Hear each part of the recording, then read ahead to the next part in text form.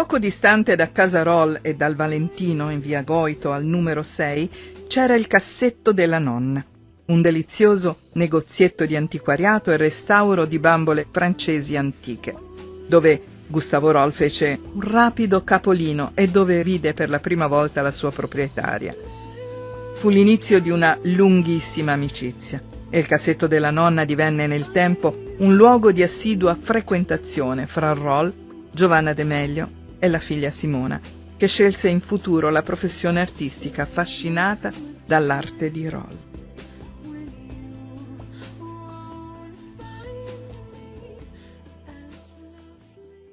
Simona Galeotti, figlia di Giovanna De Meglio, che fin da piccola era parte integrante del Cassetto della Nonna, questo luogo storico che ormai conosciamo tutti, dove Gustavo Roll si intratteneva facendo salotto, nella sua simpatia, raccontando barzellette, insomma era una persona molto coinvolgente.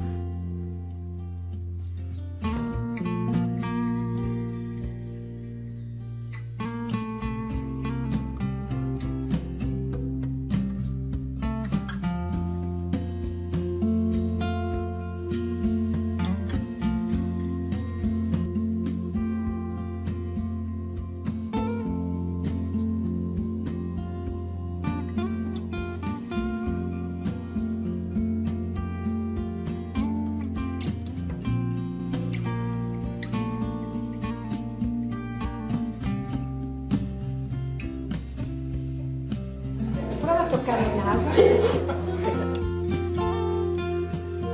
Simona Galeotti, come Gustavo Roll, ha praticamente la passione per la pittura, per l'arte, è un artista.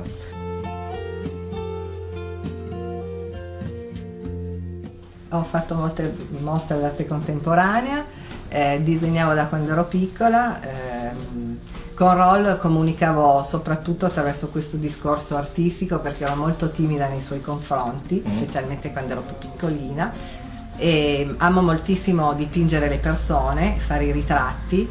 Ho fatto anche tante mostre con installazioni legate al discorso dell'arte contemporanea, comunque amo la figura. E qui ci sono dei ritratti che ho fatto a Gustavo pochi anni fa per questa mostra, Uno sguardo lungo 20 anni, che ho fatto qua in negozio di mia madre, presentata dal critico Guido Curto.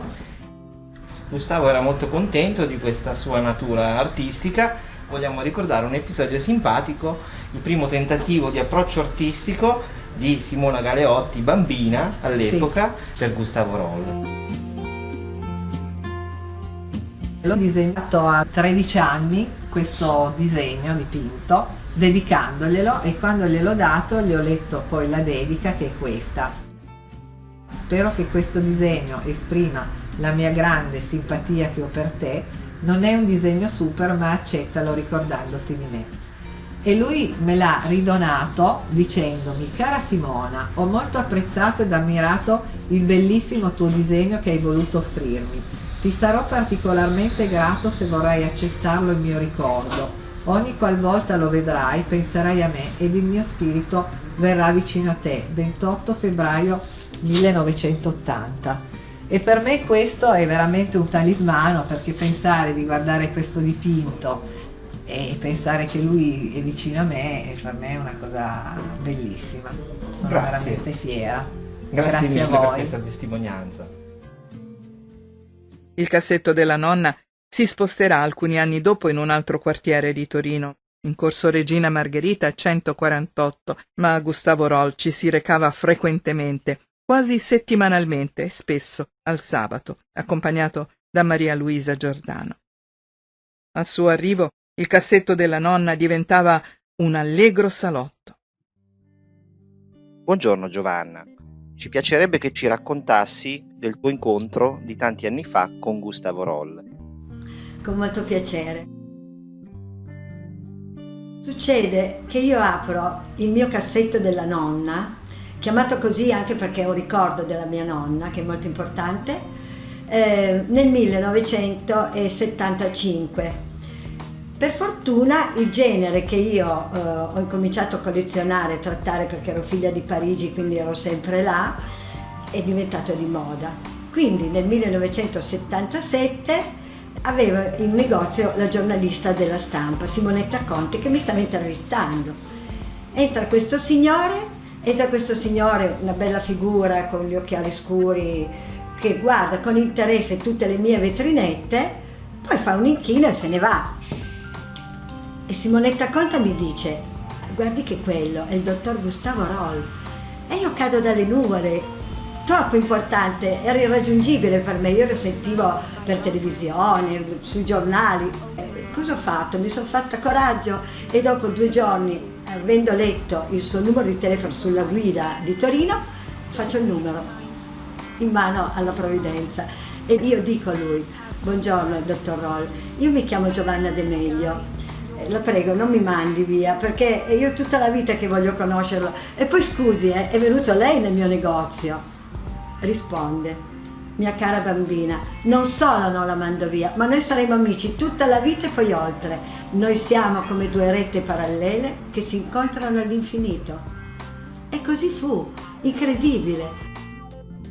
Veniva a piedi, veniva tutti i giorni e siamo diventati amici. E prima che mi ricevesse poi a casa sua sono passati 6 mesi, ma in quei 6 mesi è stata una conoscenza che è sempre più diventata più concreta e più viva. Anche un giorno mi vedeva sempre a lavorare, mi dice: chiudi il negozio e vieni con me, e mi portava ai Principi di Piemonte a prendere l'aperitivo. Si interessava molto di quello che io trattavo ed era un argomento a lui molto interessante, perché poi vedendo la sua casa ho capito la sua cultura. Ha fatto anche lui per 10 anni l'antiquario e poi era veramente un cultore dell'arte, oltre ad essere un bravissimo pittore.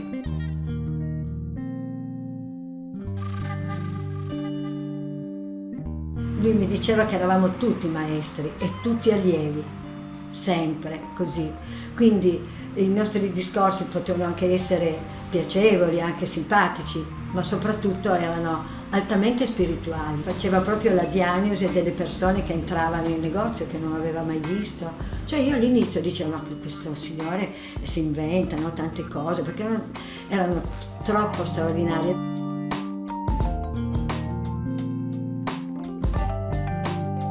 Una sera sono stata invitata a casa di Aldo Provera, nella sua bella casa nella collina di Torino, e vedo un tavolo frattino in questa bella sala coperto da un tappeto verde. Qui a capotavola si siede Gustavo Roll, io di fianco, l'altra persona dall'altro lato, altre 2 persone e di fronte a capotavola c'era Aldo Provera. Gustavo chiede a Provera di portargli un mazzo di carte. Lui porta un mazzo di carte in Thomson, quindi io lo apro e mi dice di mescolarlo e di copparlo. Io lo mescolo, lo coppo e poi mi ha detto di metterlo sotto un coperchio di una grande zuppiera che era in mezzo al tavolo. Io alzo questo coperchio, metto questo mazzo di carte mescolato. A questo punto lui mi dice: che carta vuoi? E io dico: l'8 di fiori. Lui mi dice: benissimo, allora vai a vedere da Aldo nelle tasche che cos'ha. Io obbedisco, vado, tocco in tutte le tasche e non c'è niente. Ok, allora ritorna pure qui. Tu hai scelto l'8 di fiori. Allora prendi il manico del coperchio e comincio a girare. È fatto. È fatto. A questo punto mi dice: alza il coperchio. Io alzo il coperchio e cosa vedo? Vedo tutte le carte normali girate meno l'8 di fiori. Mi dice di prenderlo, mi ha fatto andare vicino a lui, alzo il tappeto verde come lui mi ha ordinato, lo poso e lui non ha toccato niente e fa con un soffio e vediamo spuntare dalla tasca di Provera la carta, l'8 di fiori. E tutti rimangono stupiti di una cosa così, io compresa. Finisce la serata in questa atmosfera, no? Di magia e di suspense anche, e vanno tutti via. Quindi quando finalmente siamo soli gli dico: Gustavo, sei fantastico, sei un illusionista incredibile, io mai visto, ne ho visti, ma come te nessuno. Ma dimmi come hai fatto, ti prego, raccontami, poi adesso abbiamo confidenza. E lui non mi dice niente, assolutamente niente. Allora cosa ho fatto? Vado a comprare una scatola di plexiglass trasparente con 2 mazzi di carte sigillata e lo aspetto. Passa un po' di giorni e me lo vedo arrivare. Vedo arrivare Roll e lo sfido e gli dico all'entrata: Gustavo, guarda cosa ho comprato. E lui, senza scomporsi, mi dice: molto bene Giovannina, dimmi che carta vuoi. E io dico: voglio il 5. Perché? Perché è il tuo numero. Di che segno? Di cuori. Perché? Perché mi vuoi bene. Va bene, allora cosa scriviamo sopra questa carta? Una cosa magnifica. E scrive amore. Ti l'ho detto un po' alla leggera. Lui piglia la sua matita di bambù e nell'aria dice delle cose. A un certo punto dice: è compiuto. Apri la scatola. Io davanti a tutti, non eravamo soli, c'erano altre persone, apro questa scatola, apro il primo mazzo, lo apro tutto per suo ordine e non succede niente. Invece apro l'altra parte e cosa succede? Che tutte erano girate, meno la carta dei cuori con scritto amore.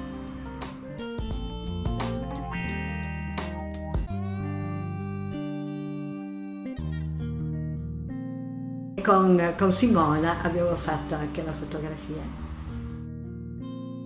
Ora vi racconto la storia di questo bellissimo dipinto di Gustavo Roll. Quella sera ero accanto a Roll che stava dipingendo sulla tela le sue rose. Parlavamo del più e del meno, ma io non riuscivo a nascondere il mio dolore così grande che avevo nel cuore. E dissi: oh Gustavo, non resisto più, sono ormai 2 mesi che la mia gattina bambina di 4 mesi è scappata. Io abito al 6° piano e l'ho cercata in ogni angolo e dappertutto, ho chiesto il vicinato, niente. Non so se è ancora viva. Lui era assorto e pensava al suo lavoro, sembrava lontano e trascorse un bel po' di tempo nel silenzio assoluto. Poi si rianimò e disse vivacemente: Giovannina, il gatto c'è, il gatto è tornato. Dov'è? Chiesi io incredula. Guarda, disse, fra le rose. Intravidi un musetto di gatto comparire nella sua tela. Ti ringrazio Gustavo, almeno lì il gatto c'è. Stai tranquilla Giovannina che il gatto c'è. Alle 2 di notte rientrai a casa. Certo ero attenta e guardai bene e vidi sotto un'automobile 2 occhi gialli. Gridai: bambina! Lei corse verso di me, magra, malconcia, la presi fra le braccia e la portai a casa. La lavai con acqua e alcol, gli diedi un po' di latte e poi mi legai intorno al collo un lenzuolo appoggiandovi bambina, che iniziò di nuovo a ron, rilassarsi.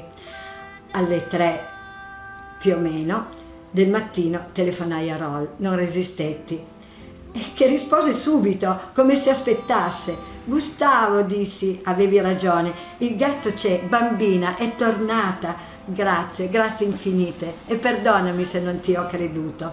E lui mi rispose: non preoccuparti Giovannina, è sempre lui, è lo spirito intelligente che ci guida. La gente che veniva in negozio gli parlava di cose che non poteva assolutamente sapere perché non le aveva mai viste, di dolori psichici, di dolori materiali. Come una volta era in mezzo a tanta gente, entra una signora che si mette un po' di lato, lui stava parlando, a un certo punto si alza, va da lei, l'abbraccia e le dice: non pianga più suo figlio. Era alto 1,85, aveva un neo sulla guancia, gli ha raccontato tutto e gli ha anche detto com'era morto, l'avete trovato morto nel letto. Guardi che suo figlio è dietro di lei, è disperato, perché lei non lo lascia libero, lo lascia al suo destino, ognuno il suo percorso e lei deve saperle queste cose, sono sacre, ma io non la lascerò finché lei non è guarita. Mi commuovo ancora e così l'ha abbracciata fortissimamente al cuore, veramente. Queste sono le cose incredibili che ha fatto Roll, proprio questa umanità straordinaria, questo cuore grande, no, che si donava agli altri. Ho potuto toccarlo io con mano e dire: allora esiste, si può fare del bene in questo mondo. Questa è una lettera che mi ha scritto.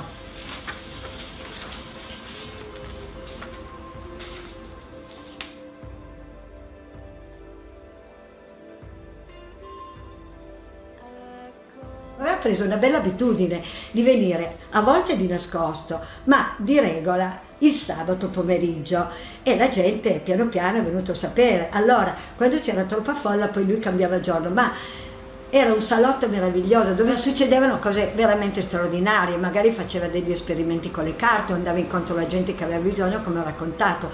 Ma questa storia è così delicata che bisogna raccontarla. Eravamo tutti intorno a lui. Suona il campanello, entra una ragazza in negozio bella, coi capelli lunghi un po' trascurati, con gli occhi un po' tristi, che mi chiede: mi può far vedere la scatolina che c'è in vetrina? Io prendo questa scatolina, le dico sì, è una scatolina in argento, gliela do, e lei la guarda e fa: mi dice quanto costa? Costa 120.000 lire. Grazie, fa lei, fa un inchino e poi se ne va. Ma Roll la ferma e le dice: no, non vada via, venga qui. Giovannina, prendimi la scatolina che voleva questa ragazza. Prende la scatolina e dice: lei come si chiama? E lei dice: io mi chiamo Isabella. E tu, Giovannina, quanto mi fai di questa scatolina d'argento? E io le dico: 70.000 lire. Allora lui chiama Isabella, prende la sua mano, le mette la scatolina dentro e le dice: questa gliela dono io, la tenga sempre con sé perché lei in questo momento ne ha molto bisogno. Siamo rimasti tutti emozionati, soprattutto questa Isabella che esce e se ne va. Passa del tempo, passa forse 2 mesi, così mi vedo arrivare una ragazza sempre bellissima, coi capelli molto lucenti, gli occhi brillanti, che mi dice: io sono Isabella, la ragazza della scatolina. Devo ringraziarlo per sempre, Gustavo Roll, che mi ha aiutata, perché io stavo prendendo la strada della droga e lui mi ha salvata.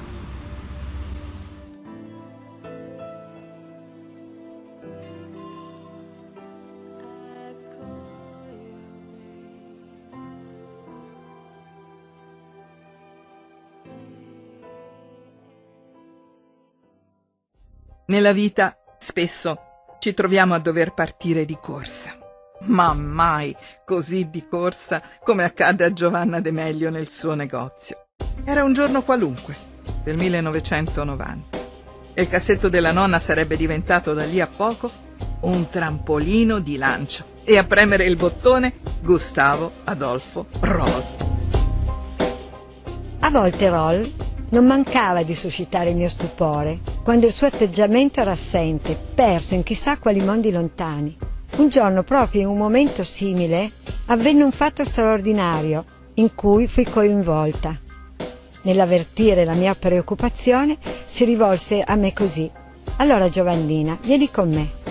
Io lo guardai negli occhi, mi prese per mano e in men che non si dica mi ritrovai in sua compagnia, ma dove? Per le strade di Parigi.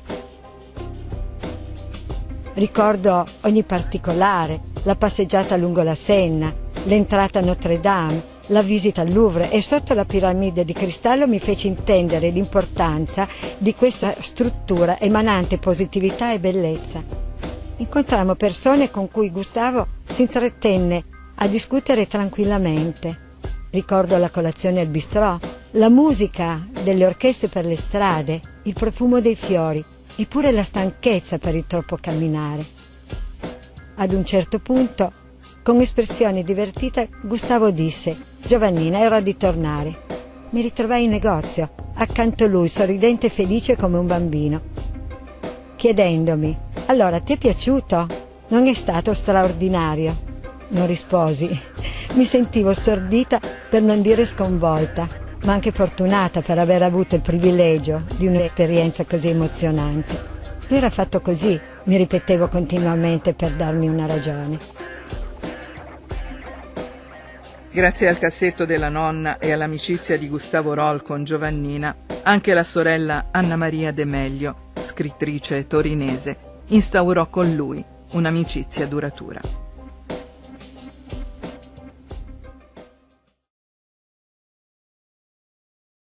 Ci troviamo in compagnia di Anna Maria De Meglio, Gustavo Roll era un amico della famiglia De Meglio che frequentava il cassetto della nonna di tua sorella Jo. Nel negozio di antiquariato. Sì. Negozio di Lui antiquariato. era un ex antiquario e quindi era appassionato anche a queste cose. Si parlava molto di Gustavo Roll quando ero giovane. E allora ho pensato di mandare le mie poesie affinché le leggesse e per avere la possibilità di una conoscenza personale. Mi ero incuriosita di questo personaggio particolare, ecco. Allora ho mandato i miei libri di poesie, ma non ho ricevuto nessuna risposta. E mia sorella allora aveva un negozio di antiquariato che poi dopo si è spostata in Corso Regina. E lui entra con una sua accompagnatrice, si era camuffato con gli occhiali scuri e il cappello a metà fronte. E poi mia sorella Jo è intervenuta e dice: ma chi non conosce il dottor Roll? Anche le pietre ormai sanno di lei. Mia sorella Anna Maria mi ha mandato i suoi libri di poesie, non so se lei può dirmi qualcosa a riguardo. E lui è intervenuto dicendo che non aveva avuto ancora il tempo di leggere queste poesie, che però sa di averle ricevute. Abbiamo avuto il piacere e l'onore di essere ricevuti a casa sua e così abbiamo fatto una diretta conoscenza, che di lì per oltre un ventennio fino alla sua morte abbiamo potuto avere il piacere e l'onore di averlo come amico. L'altro volto di Roll. Ho avuto la fortuna di avere in anteprima l'ultima versione, no? Che è stata un attimino anche rivista e l'ho letto tutto. Sì. E allora faccio le mie considerazioni, giusto? Grazie. L'altro volto di Roll definirei tale appunto perché parla anche degli aspetti quotidiani di Gustavo, no? Che erano quelli che andavano magari al di fuori delle notizie sensazionalistiche, quindi un Gustavo Roll. Si è parlato molto di lui, positivamente, purtroppo anche negativamente, che c'è sempre, diciamo, l'ombra in tutte le cose, no? Però io ho capito che in lui esisteva sempre il fanciullo, il ragazzo, il giovane, anche un corpo invecchiato, anni che portava benissimo lui, perché era molto alto, distinto, una bella persona. E aveva quegli occhi celesti proprio rimasti bambini, con la limpidezza del fanciullo. Sì. E mi emoziona anche parlare di questo, perché lui era veramente così. Quindi Gustavo Roll, quello dei prodigi, quello del bene quotidiano, quello della beneficenza, dell'aiuto, il pittore che conosciamo. Del calore umano anche che sapeva dare alle persone. Del calore umano. Lui, e questo è successo sovente, succedeva che all'improvviso fermava qualcuno per la strada e gli diceva: lei è in pericolo, deve andare subito a fare degli esami perché lei ha questo, quello. Lui vedeva dentro la persona. Sì. Per lui eravamo tutti uguali. Oltre alle serate che lui aveva piacere ad avere con persone illustri, però lui, come sappiamo, abbiamo già discusso di questo, si adoperava per tutti. Per tutti. E di fronte a un personaggio del genere mi sono sentita intimidita parecchie volte, ero anche molto giovane allora. Però ho detto: vale la pena che raccolga quello che so, senza andare oltre di quello che hanno scritto gli altri, che hanno avuto magari delle possibilità più importanti, diciamo. Ecco. Io nel mio piccolo ho scritto quello che ho saputo direttamente da lui e anche da conoscenti. Sì. È stato uno dei più grandi leggenti d'Italia, se non oltre. Sì. Però lui era schivo e diceva: non sono io che faccio queste cose, io sono il canale che convoglia l'acqua. E qualcuno di lassù, faceva proprio così con le mani, qualcuno di lassù, cioè sono stato scelto praticamente, diceva, io non ho scelto niente, nessuno. Si vede che sei una scrittrice perché è molto ben descritto il romanzale. È la mia passione, la scrittura, già da piccola. Ci sono anche delle cose abbastanza inedite, esclusive. Si parlava di dell'incontro con il professor Zeglio. Sì, il professor Zeglio conosceva un ragazzo allora, all'epoca un ragazzo sedicenne, che i giornali e le televisioni parlavano di questo giovanissimo veggente. Si sono incontrati il professor Zeglio, Gustavo Roll e il giovane Roberto Casarin. Sì. E i due hanno vissuto un'esperienza trascendentale insieme. Sì. Quando, accompagnato dal dottor Zeglio, la snella figura di adolescente, avvolta in un ampio e scuro mantello, varcò la soglia di casa mia, una sensazione indefinibile mi pervase. Questo è Roll che lo dice. Sì. Il ragazzo salutò con un cenno del capo e i ricci castani si mossero coprendogli in parte la fronte alta. Il volto smunto gli conferiva una trasparenza quasi irreale, in contrasto con le labbra rosse carnose, mentre gli occhi, dalle intense tonalità verde-azzurro, parevano riflettere l'immensità dei mari e i particolari riflessi degli spazi celesti. Mi stavano osservando con curiosa reticenza. In essi percepii subito la storia antica che si portava dentro. Condizione di creature un po' al di fuori della norma. Io stesso ero a conoscenza del disagio e anche dei vantaggi di simili requisiti. Dopo il rituale dei convenevoli, senza indugio, esortai il ragazzo a soddisfare la richiesta di Zeglio. Indicai loro le poltrone davanti al caminetto scoppiettante. Roberto Casarin prese posto, abbandonò le braccia sui braccioli, allungò le gambe e senza indugio iniziò la tecnica del rilassamento, condizione necessaria per giungere, attraverso la concentrazione, alla meditazione profonda. Ora voglio chiederti, cosa ti ha lasciato personalmente Gustavo Roll? A parte il Gustavo Roll dei prodigi, quello sensazionalistico. Concentrarsi sulla spiritualità e sull'animo delle persone, è questo che mi ha lasciato, è un messaggio comunicato più che con le parole, con i fatti. Un cammino il suo, capace di voli pindarici, dove lo spirito anticonformista si chetava e leniva con parole di illuminante speranza i disagi di coloro che, poggiando il capo sulla sua spalla, cercavano conforto.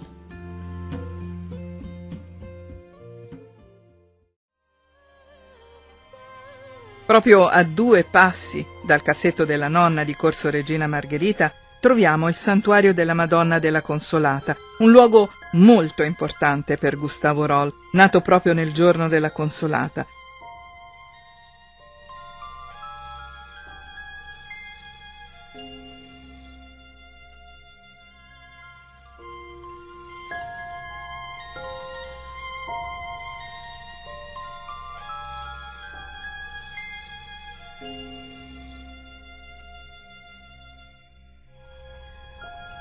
Un luogo dove Gustavo, cattolico praticante e devoto mariano, si recava spesso a pregare e a chiedere delle grazie.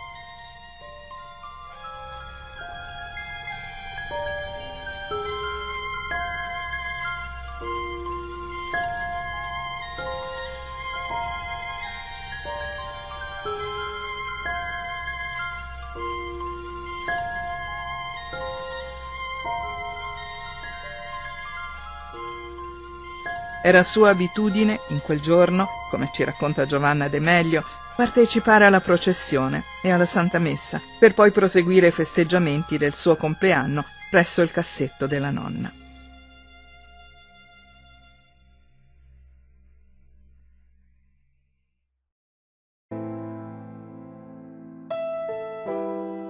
Apriamo ora un capitolo significativo della vita di Gustavo Roll. Quello che passa dalla spensieratezza dell'infanzia a quello dei doveri.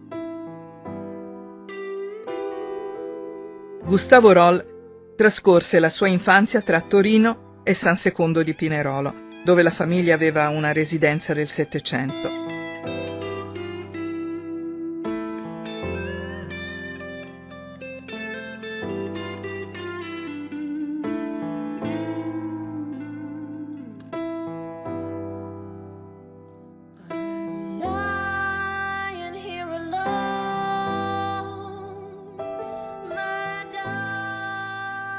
Inizialmente di carattere chiuso e con modesti risultati scolastici, si appassionò in seguito allo studio e alla musica, imparando a suonare il pianoforte e perfezionando la conoscenza del violino. La famiglia era agiata, il padre Vittorio era un noto avvocato e nel 1909 verrà nominato direttore della Banca Commerciale Italiana di Torino. La madre, Marta Peruglia, era figlia dell'avvocato Antonio, presidente del Tribunale di Saluzzo.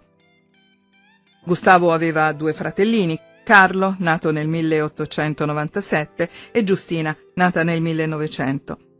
Una terza sorellina, Maria, sarebbe arrivata nel 1914.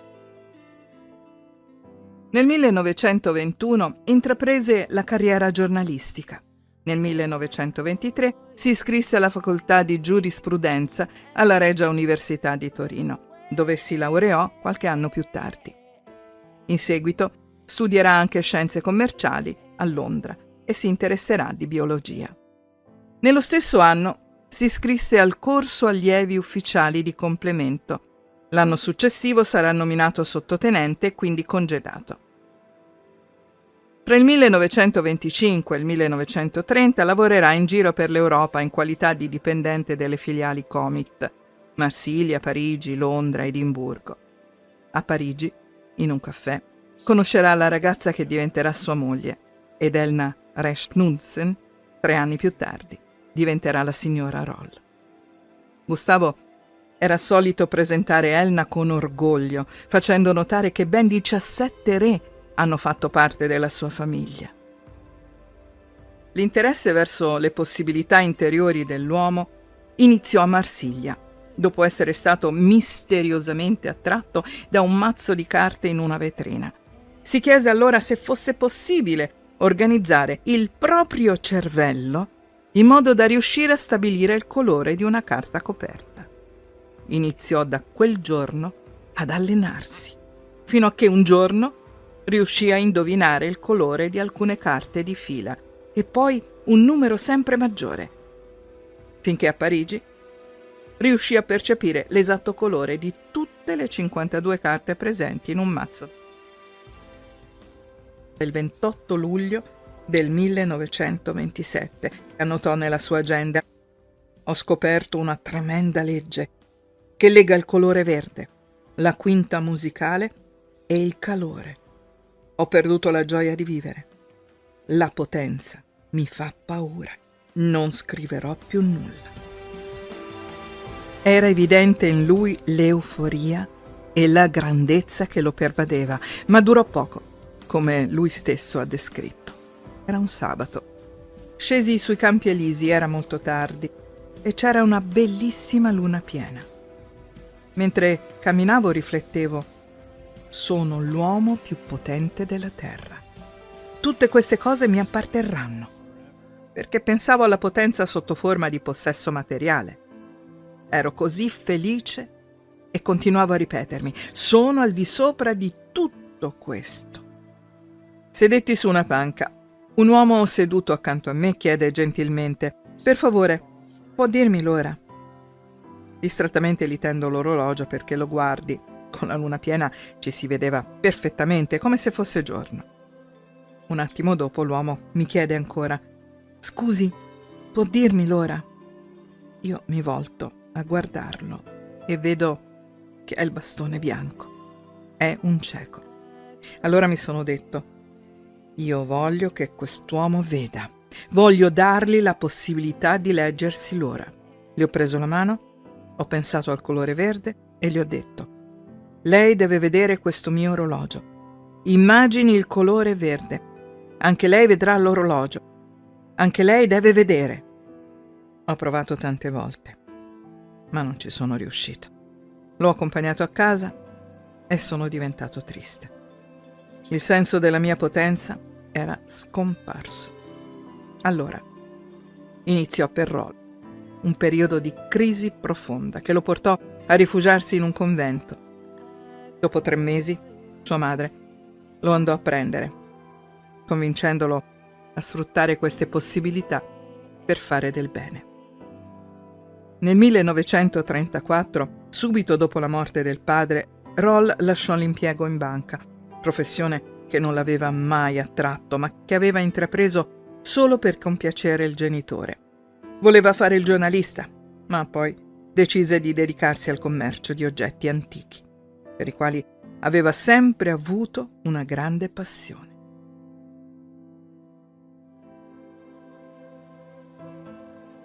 aprì, durante la guerra, un negozio di antiquariato. La sua fama si era diffusa fra l'élite politica e aristocratica di tutta Europa e i capi di Stato di molti paesi desideravano chiedergli consiglio. De Gaulle, Mussolini. Anche Hitler lo voleva conoscere e inviò i suoi a cercarlo. Per ben 3 volte gli uomini del duce lo hanno nascosto e sottratto alle SS. Durante la guerra a San Secondo di Pinerolo, Roll ha salvato molte persone condannate alla fucilazione. Si era impegnato nel fare esperimenti in presenza degli ufficiali tedeschi in cambio della vita dei prigionieri. Per ogni esperimento avrebbe salvato una persona. Renzo Allegri, nel libro Roll, il mistero, ha raccontato questo episodio. Un giorno, a Pinerolo, un comandante tedesco aveva messo al muro un gruppo di partigiani. Roll accorse a chiederne la liberazione. «Sono innocenti, non hanno commesso niente di male», diceva. «E lei come fa a esserne tanto sicuro?» chiese il comandante. «Alla stessa maniera con cui sono sicuro di conoscere cosa contengono i cassetti della scrivania della sua casa ad Amburgo», rispose Roll. E cominciò a descrivere minuziosamente gli oggetti che quel comandante aveva nella sua scrivania, soffermandosi sul contenuto di alcune lettere privatissime e di documenti segreti. Il tedesco, confuso e spaventato, liberò immediatamente i prigionieri. Molti sono gli episodi nel quali Gustavo Roll rischiò personalmente la vita per salvare altre vite. Per questo motivo, nel 1945, ottenne un riconoscimento per il suo operato da parte del sindaco di San Secondo di Pinerolo, a nome del Comitato di Liberazione Nazionale, che così recitava: Signor Roll, avvocato Gustavo. Oggetto: ringraziamento. Adempio al dovere di ringraziarla vivamente, anche a nome del Comitato di Liberazione Nazionale, per tutto quanto ella ha fatto durante l'attuale guerra per il bene di San Secondo e in speciale per la popolazione di San Secondo. Il coraggio da lei dimostrato in circostanze difficilissime per risolvere situazioni che interessavano la vita o l'interesse altrui o delle generalità degli abitanti, la saggezza, serietà e l'autorità dimostrata a suo tempo verso chi di ragione valsero a salvare la vita e i beni di singoli e di molti sansecondesi. Questa amministrazione e la popolazione tutta, che hanno apprezzato i suoi generosi atti, le saranno molto riconoscenti e confidano che ella vorrà continuare a coadiuvarla nell'opera di ricostruzione e nella ripacificazione degli animi. Il sindaco. Dopo gli anni 60, Gustavo Roll decise di chiudere il negozio di antiquariato e di dedicarsi a tempo pieno alla pittura, all'approfondimento dei suoi studi e all'aiuto del prossimo.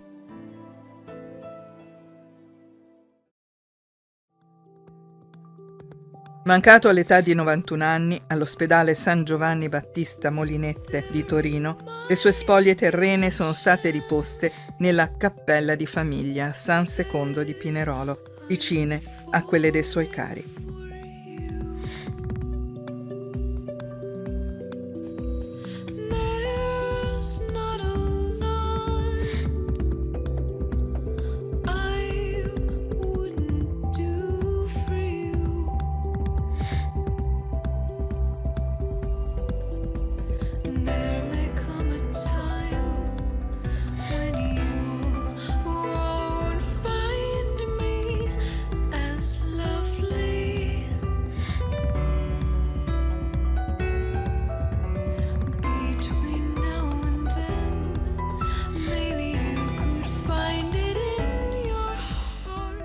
Sulla lapide troviamo scritto: Dottor Gustavo Adolfo Roll, capitano degli Alpini, figlio di Vittorio e di Marta Peruglia, 20 giugno 1903, 22 settembre 1994. Sposato il 17 dicembre 1930 con Elna Resch Knudsen, norvegese, tanto adorata grande signora, 17 regnanti nella sua famiglia. Per il di lei desiderio, le sue ceneri riposano nelle acque del fiordo di Oslo.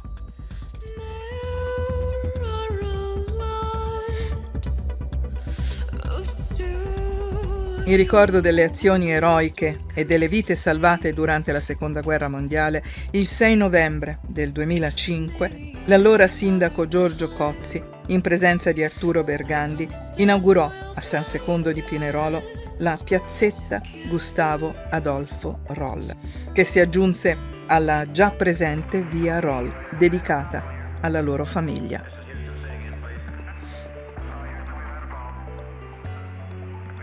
Il 23 febbraio 2018, in seguito alle votazioni degli studenti per l'assegnazione di un nome all'Istituto di Scuola Media Superiore di San Secondo di Pinerolo, vinse Gustavo Adolfo Roll, con il 67% dei voti.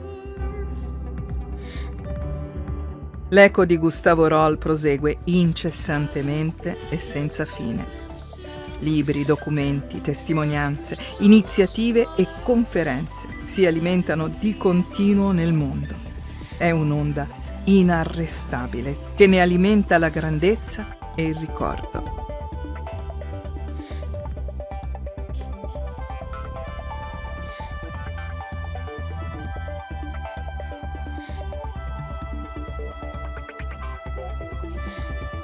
Nella data della sua dipartita terrena si svolgono in Torino diverse sante messe commemorative, come la celebrazione alla Chiesa Gran Madre di Dio a Torino, dove centinaia di persone partecipano ogni anno.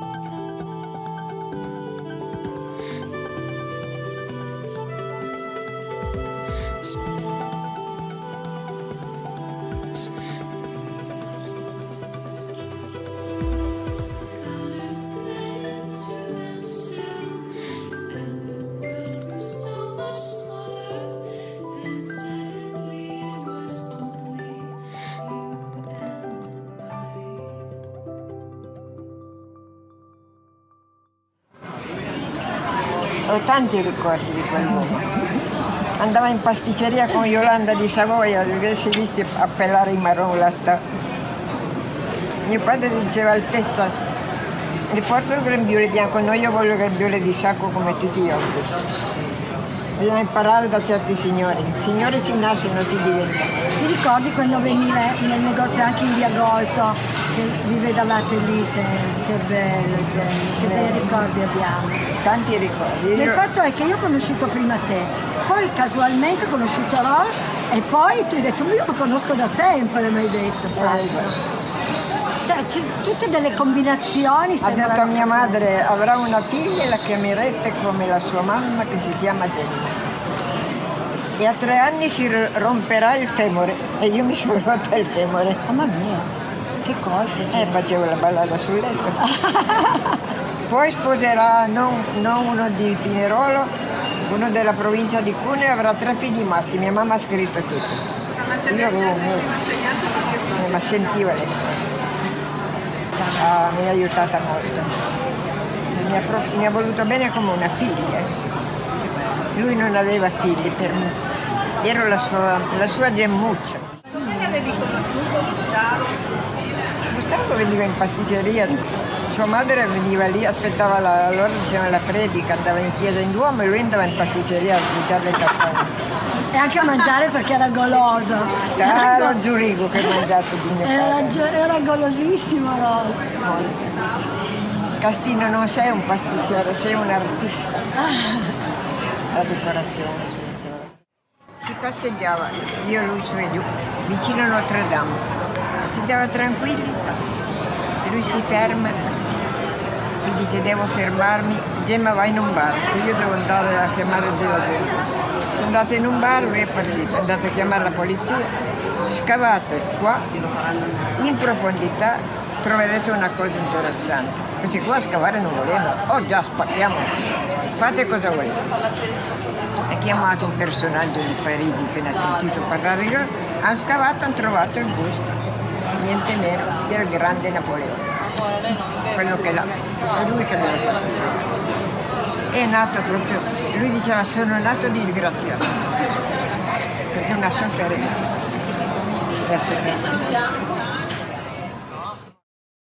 Come è nato questo incontro con Gustavo Roll? Veramente è un incontro un po' strano perché io sapevo di Roll che esisteva, ma non ero mai interessata perché sapevo da mio padre che l'aveva frequentato da bambino. Abitavano nella stessa casa qui a Torino. Erano ragazzini, mio padre era al piano di sopra e invece Roll era al piano di sotto.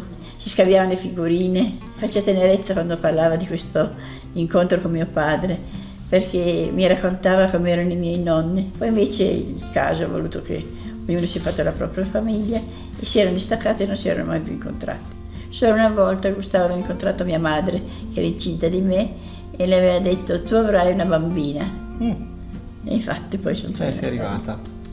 E poi invece alla morte di mio padre eravamo così tristi, sia mia madre ed io, che ci diceva ma guarda, abbiamo detto vediamo se è il caso di telefonargli perché ci consolerebbe molto. Allora abbiamo telefonato e lui è stato molto esauriente al telefono. Mi ha fatto sentire fisicamente addirittura la presenza di mio padre, tanto io scoppiai in lacrime. E lui mi disse guarda non è ancora arrivato il momento adesso, però fra qualche anno ti prometto che ci incontreremo e non ci lasceremo mai più. Tanto poi passarono gli anni, dice ormai non c'è più niente da fare, non si sarà più ricordato. Invece un giorno arriva la sorella Maria Roll, che abitava qui vicino, con cui avevamo continui rapporti, e viene qua e dice tutta emozionata, mi ha telefonato Gustavo, ha detto che vuole vedere, ha detto a me, te e tua madre. Finalmente lo vediamo e quegli occhi penetranti mi sono entrati nell'anima. Ha detto mia cara bambina in tedesco, mein liebes Kind, io scoppiai in lacrime, una cosa così, sentire mio padre lì vicino a lui. Sono rimasta colpita, commossa e questo è il primo impatto. Poi mi ha fatto vedere il quadro che aveva promesso a mia madre. Mia madre aveva avuto il coraggio di chiedergli un quadro. Aveva dato a mia madre, che lo dedica a mia madre. Ho detto non lo vedrò mai più perché è troppo da fare quest'uomo. Il giorno dopo ho avuto un coraggio da leone. Gli ho telefonato e l'ho ringraziato tanto dell'accoglienza e poi gli ho detto scusi dovrei chiederle una cosa. E mi dà del tu, io parlavo di lei. Dice non potremmo avere un altro quadro noi mio personale, cara bambina, ad una condizione: se vieni tutti i pomeriggi a trovare questi due poveri vecchi, me e mia moglie. In quel periodo lui non usciva perché era convalescente da una brutta influenza. E allora io non aspettavo di meglio. Tutti i pomeriggi alle 4 scendevo, arrivavo lì, mi sedevo vicino a lui, mi faceva sentire le telefonate, che viva voce, così ho cominciato a capire chi fosse veramente lui. E poi mi fece un bel quadro di rose. E poi dice, adesso voglio introdurvi nel mio mondo e vi inviterò agli esperimenti. Io faccio di sera, ma bisogna iniziare dalle aste per arrivare dall'asilo fino poi all'università. E poi man mano vedevamo delle cose straordinarie, fantastiche. La cosa che ti ha lasciato di più dentro? Mi ha lasciato l'amore per il prossimo, incondizionato. Cercare di dare quello che abbiamo, di dare, uno più dà più riceve. Proprio devo dire che io ho scritto questi libri a volte con fatica, non ho guadagnato niente praticamente, però non mi interessa quello, perché vedo che quando la gente legge questi miei libri trae conforto, sentono che io dico la verità. Un giorno che eravamo in macchina insieme, mi fa fermare lì vicino via Madama Cristina e mi dice tu scriverai su di me. Ho detto no Gustavo, con i grandi scrittori, i giornalisti che frequentano casa tua, cosa scrivo io? Sì, perché tu vedi, hai visto tanto e dice devi scrivere la verità, tu scrivi la verità e la gente lo percepisce.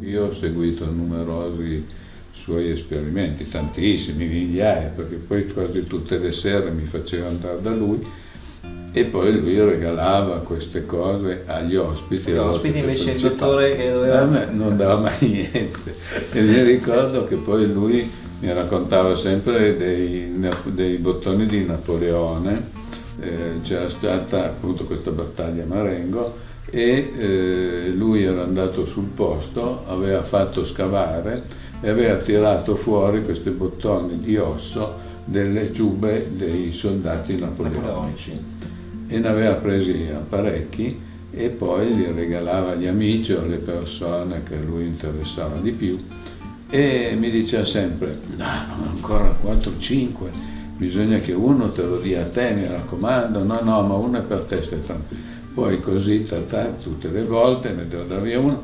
Un giorno mi dice: guarda, mi dispiace, ne avevo ancora uno, era il tuo, ho dovuto proprio darlo via, ma comunque non importa, perché intanto a te arriverà.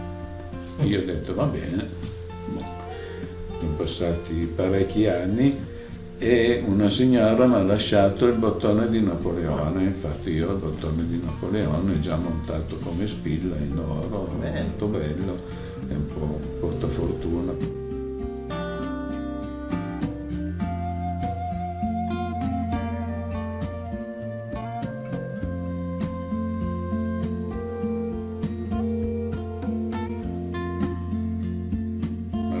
Questo tavolino Luigi XVI da centro, che il re aveva regalato prima di andare via da Torino alla nonna di Erol, che si chiamava Cesarina Balbo. Un giorno, era un pomeriggio, stavo operando un'urgenza alle Molinette, quando si affaccia alla sala operatoria un'infermiera e mi dice: c'è un certo dottor Roll che la cerca al telefono. E gli dico: chieda cosa vuole. Quella torna e mi dice: mi ha detto che se lei non va subito da lui non lo trova più vivo. Al che le dico: guardi, gli dica che appena finito di operare è andato da lui. Finito l'intervento vado in macchina di corsa da lui. Suono, viene lui a aprirmi. Lo guardo e lui mi fa: se aspettavo te a quest'ora sarei già morto. Ho dovuto fare tutto da solo. Però non mi ha mai detto cosa era capitato. Esistono inoltre molte testimonianze relative agli interventi post-mortem di Gustavo Adolfo Roll.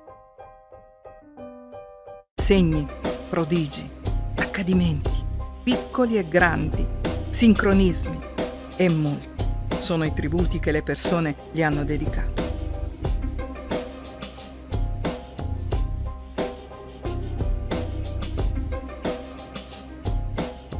Non l'ho conosciuto Gustavo, ma sono stata incuriosita da questo libro, Roll l'incredibile, al che ero vicino al caminetto, stavo leggendo il suo libro e ho sentito, mentre stavo leggendo, un tintennio. Tin tin tin, mi giro, cos'era? Era una perla che saltellava, era partita da vicino al caminetto e è andata a finire vicino al balcone, al che mi alzo, prendo la perla e dico: ma da dove arriva questa perla? Io mi sono toccata, non avevo nulla, non avevo orecchini, collane, dico: ma da dove arriva questa perla? Al che mi incrocio con lo sguardo suo e dico: Dio, e poi sento un effluvio di borotalco. Nascerà un profumo.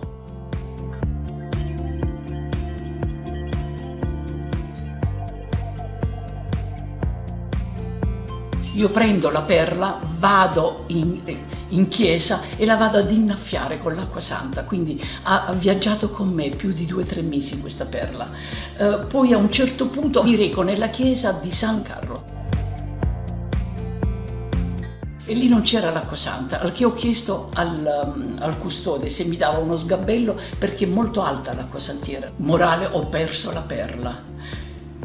Preoccupatissima sono andata, mi sono recata dal professor Giordano e le ho raccontato l'aneddoto. Dico: professore, ho perso la perla. Lui scoppia a ridere e mi dice: ma non si preoccupi signora, ma vedrà che gliela farà trovare, ma lui è un burlone, scherza. Quanti scherzi ha fatto a noi, ma vedrai che la troverai la perla, magari la troverai anche più grande.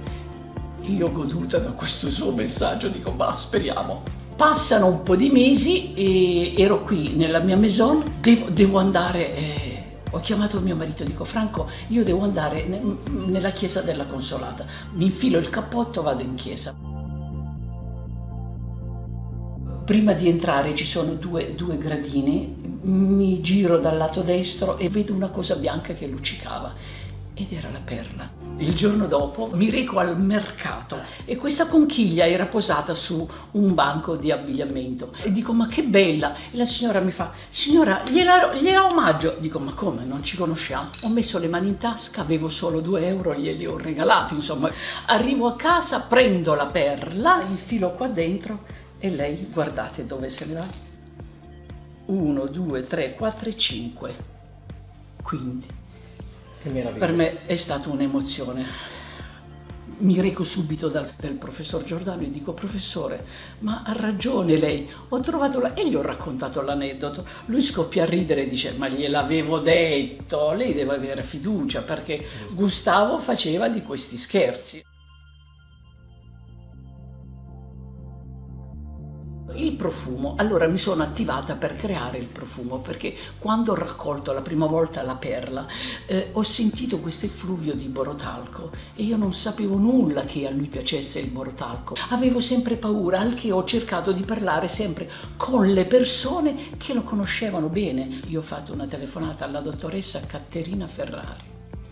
Le ho raccontato per telefono di questo aneddoto e lei è venuta a trovarmi. E mi dice, signora, lei vada col suo istinto, lui amava profumarsi. Il professor Giordano annusa il profumo e mi fa, ma qui c'è del tabacco. Perché dico fumava e io non sapevo e gli ho messo il tabacco. Berganti mi fa, ma io vedo il dottor quando esce dalla doccia che si metteva tanto di quel borotalco. E dico, guarda là. E io tutte queste cose, credetemi, non le sapevo. Quando mi sono recata in laboratorio, infatti c'era la biologa al mio fianco, diceva ma sei diventata matta Carmelina, perché dicevo questo no, questo, dammi quello, dammi quello, dammi quello. Ho fatto un mix ed è venuto. Io ero gestita, non ero io, secondo me ero gestita perché dopo mi dicono tutto quello che lui amava e io non sapevo tutte queste storie. È successo veramente dell'incredibile. Allora, nel mio palazzo abitava una signora. Un giorno io ero giù in cortile, stavo portando su delle bottiglie, al che questa signora mi dice, signora Novembre, vuole che l'accompagno? Dico, ma che carina, tanto gentile. Dico, va bene, entra qui a casa e lei vede quella foto di Gustavo e mi dice, ma lei è un amante di Gustavo? Dico, sì, sto facendo delle ricerche, certo, mi piace da morire. Allora, e lei fa, io ho tanti oggetti, vuole un oggetto di Gustavo? E dico, ma certo, mi ha portato una campanella. E io potete immaginare, è inutile dilungarmi, ero emozionata da morire.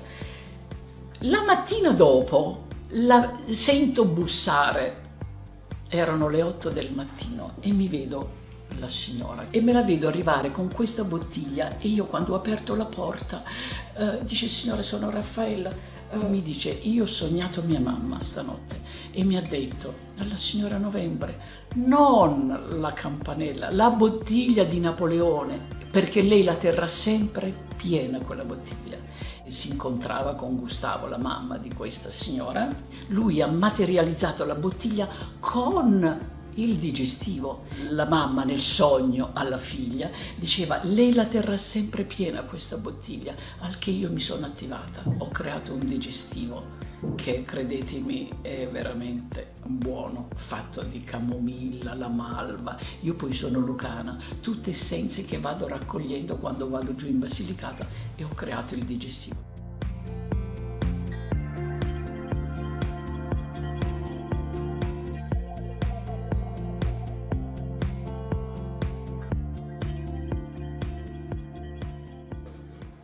Ci troviamo ora in compagnia di Gino Ventura dell'erboristeria Gino San, che ha avuto un'esperienza nel 2015, quindi il 20 giugno 2015, il giorno del suo compleanno. Il giorno del suo compleanno. Allora diamo la parola direttamente a lui che ci racconta cosa è successo. Proprio nel mese di maggio del 2015 un signore di mattina, Arturo Bergante, entra in negozio dicendomi che avevo sognato Gustavo Rolle, che soltanto io potevo curare la sua patologia. Ma lui non sapeva che io Gustavo Rolle non lo conoscevo. Ho chiesto qual era la sua patologia gli do tutta la cura, dopo 40 giorni è tornato così felice di questa sua guarigione e per riconoscenza mi ha regalato una bottiglia di vino, era del vino che collezionava Gustavo Roll, e oltre a questo anche il libro Giordano, Una vita per immagini.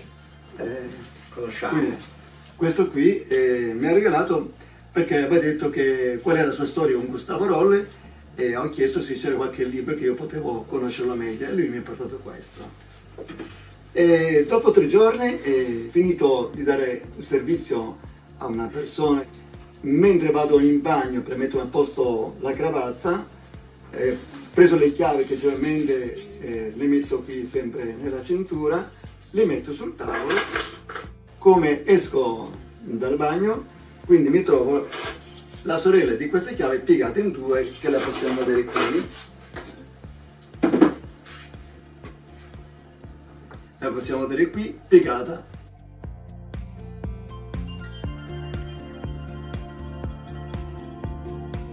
Completamente piegata. Completamente piegata. E mi sono domandato, ma che cosa è successo a questa chiave? Com'è possibile? Mi ricordo che mio figlio al mattino mi ha chiesto la chiave per andare in magazzino a prendere la merce. Allora ho pensato che lui avesse avuto delle difficoltà con la chiave, vado da lui e mi dice, ma io assolutamente non posso piegare una chiave di questo tipo. E ho detto a lui velocemente, guarda, capisco molto bene, fai una cosa, fai cadrizzarla, altrimenti non chiudo la porta per questa sera. E così lui ha fatto. Ma il mio pensiero rimane di chi è stato a spiegarmi la chiave. Al mattino ci incontriamo con mio figlio e quindi dice, papà, ieri sera, mentre tu sei andato via, mi è dato l'occhio nel libro e ho sfogliato e ho visto che Gustavo Roll faceva questi tipi di scherzi ai suoi amici. Scherzi ai suoi amici. Dico, non posso pensare che una persona che manca da 15 anni sulla terra, una persona morta, possa piegarmi una chiave. Io non posso credere una cosa di questo tipo. E lui mi disse, perché non proviamo a chiamare Arturo Berganti, vediamo cosa lui ci dice. Che sottolineiamo, Arturo Berganti è stato l'uomo di fiducia in Casa Roll per 30 anni, 30 oltre anni 20 anni di servizio in Casa Roll. E lui, quando ho sentito la mia voce, era molto contento, no? E gli ho raccontato la storia di questa chiave. E lui mi ha detto, certo che è stato Gustavo Roll. E io sono rimasto lì. Vabbè, accetto questa cosa, ma dentro di me dico, vediamo questa storia dove va, no? Io non sono credibile con questa chiave, ho detto a mio figlio, se me la piega di nuovo posso credere che lui veramente ha questi poteri, che ce l'aveva sulla terra e se l'è portato nella vita oltre la vita. Una bella audacia, insomma, nel chiedere e domandare questa. Però mio figlio mi ha detto, ma no papà, non può ripetere. Sì, ma io cosa ci faccio con questa chiave? Non è che posso parlare di lui, no? Come faccio a essere credibile? E allora in quel momento mio figlio è andato a fare una commissione, io sono rimasto da solo qui con questo pensiero di questa chiave. Allora ho pensato una cosa, ma io credo nella vita oltre vita, ma bisognerebbe che lui la ripiega di nuovo, come San Tommaso. Sì, il doppio San Tommaso. Nel frattempo suona la porta, vado a servire una cliente, io chiudo il negozio alle ore 19 e come entro la porta, il primo intuito guardo sull'armadio e vedo la chiave ripiegata di nuovo, quindi rimasto scioccato. Oddio, chi c'è qui dentro? Ti sei spaventato? Mi sono spaventato. Quindi concordi con noi, diciamo, alla fine di questo documentario proprio dedicato a Gustavo Roll, con l'affermare che Gustavo Roll resta sempre promotore di chi lo ama, di chi lo sostiene e di chi ha delle iniziative che a lui stanno a cuore. Esatto.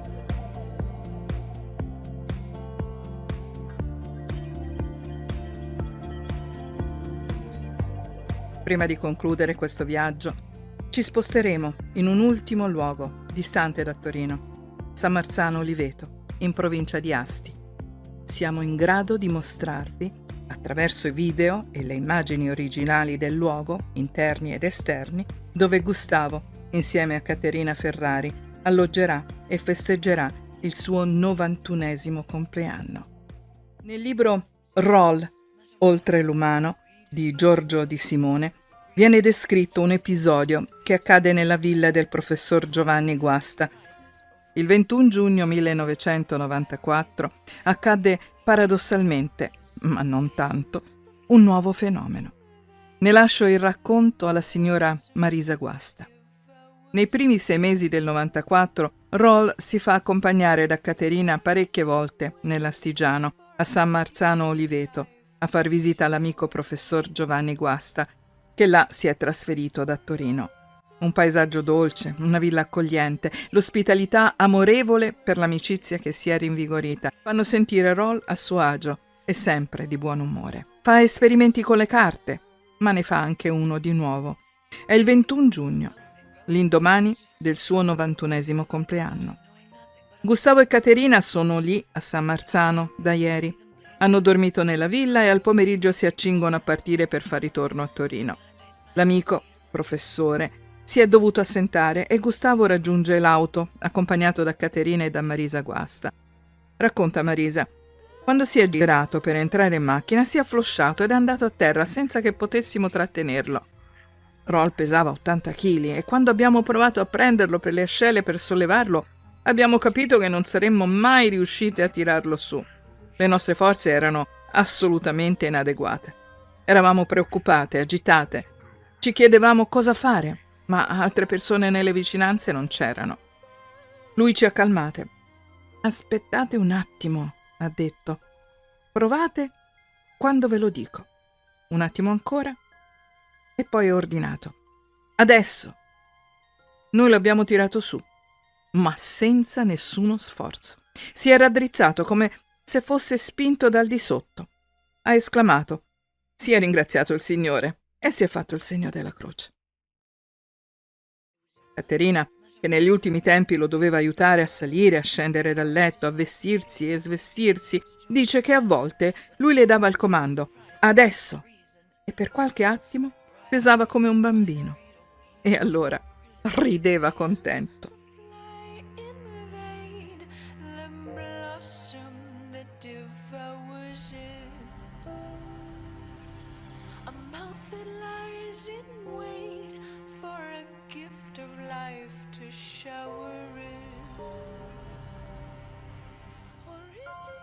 Questo documentario vuole essere una breve sintesi della sua vita, una guida ai principali luoghi della sua esistenza terrena, impreziosita dalle testimonianze di chi l'ha conosciuto e dalle informazioni importanti raccolte su di lui. Questo è il nostro tributo gratuito, devozionale, per ringraziarlo di aver illuminato come una stella cometa le nostre esistenze. Grazie, Gustavo Adolfo Roll. Da parte di Giovanni Villa, Valentina Danelli, dagli amici, dalle persone che hanno contribuito a realizzarlo. Ah, dimenticavo, anche dalla vostra voce, che vi ha condotto attraverso l'impossibile.